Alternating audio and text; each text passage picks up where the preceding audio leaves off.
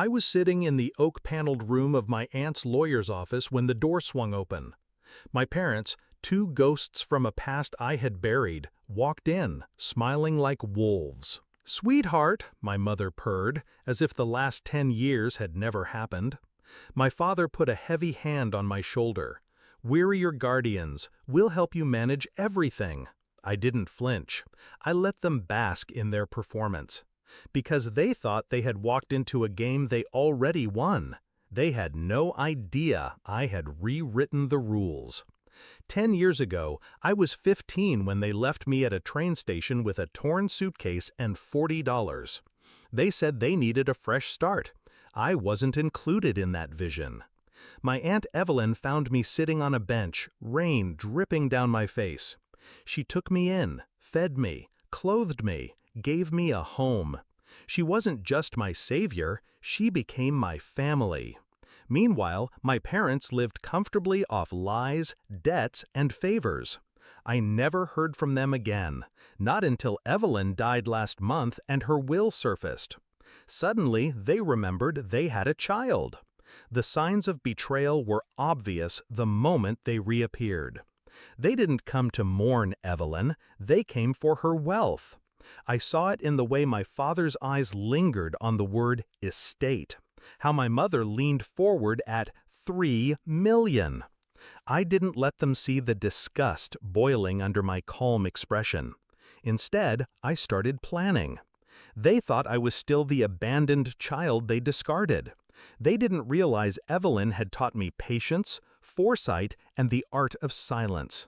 So I played my role, the dutiful, slightly overwhelmed heir. I let them believe I was naive.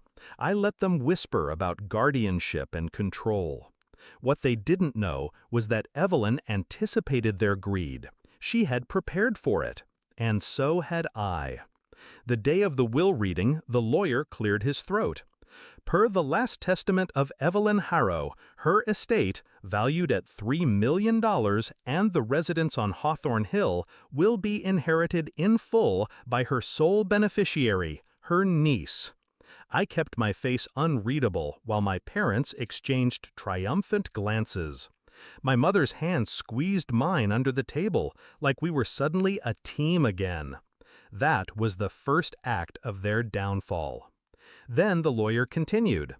Additionally, Mrs. Harrow left a stipulation to address any potential claims of guardianship or financial interference. The estate has been placed under a trust with joint oversight by myself, and the door opened. My second lawyer walked in, carrying a briefcase. The same lawyer I had hired months earlier, anticipating this very moment. Her niece's chosen representative. My parents froze. My lawyer sat down beside me, nodding once. My father's voice cracked. "Wait, guardianship laws say—" My lawyer cut him off. Calm, precise, deadly.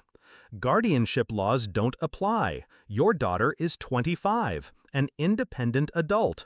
You abandoned her as a minor, which means legally you relinquished all rights. We have records, court documents, witnesses, and Evelyn's written testimony."